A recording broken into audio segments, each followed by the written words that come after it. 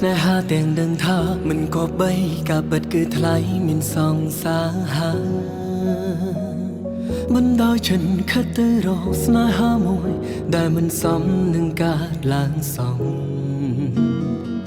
មានខ្ញុំហើយក៏មានគេដឹងច្បាស់ថាផ្លូវនេះមិនទំនេរនឹកនាំខ្ញុំដែរប្រារម្ភជ្រុលមែនទេចុះហេតុអ្វីខ្ញុំទូគេភ្លេចកិនមុំក្រោយទូខ្ញុំជាតួអង្គបំរុងផងចិត្តមានខ្ញុំក្បត់គេបែបនឹងក៏ឡោដែរខ្ញុំស្មោះព្រមទទួ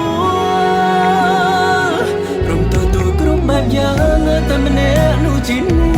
មានហេតុផលវែងជាងលែមានអ្នកម្នាក់គឺគ្រប់គ្រាន់ហេតុអ្វីយើងទាំងពីរជ្រុលធ្វើរឿងឆ្កង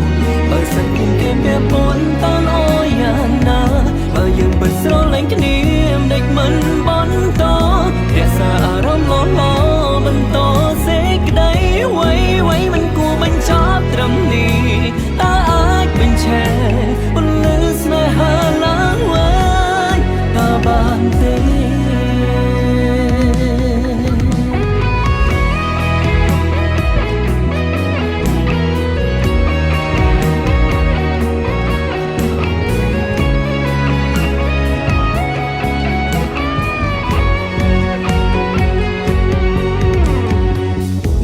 ណាខ្ញុំស្របតាមមិនធ្វើទេចង់ជ្រើសខ្ញុំឬជ្រើសគេតាមសម្រួលទូត្រូវទ្រាំឈឺទាំងអួលក៏ខ្ញុំព្រមទទួល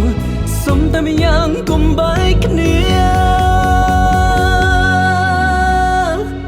ព្រមទទួលគ្រប់បែបយ៉ាងឲ្យតែម្នាក់នោះជាអ្នកគ្មានហេតុផលអ្វីជាលែងមានអ្នកម្នាក់គឺគ្រប់គ្រាន់ហេតុអ្វីយើងទាំងពីរជ្រុលធ្វើរឿងឆ្កងបើសិនមានគេពាក់ព័ន្ធត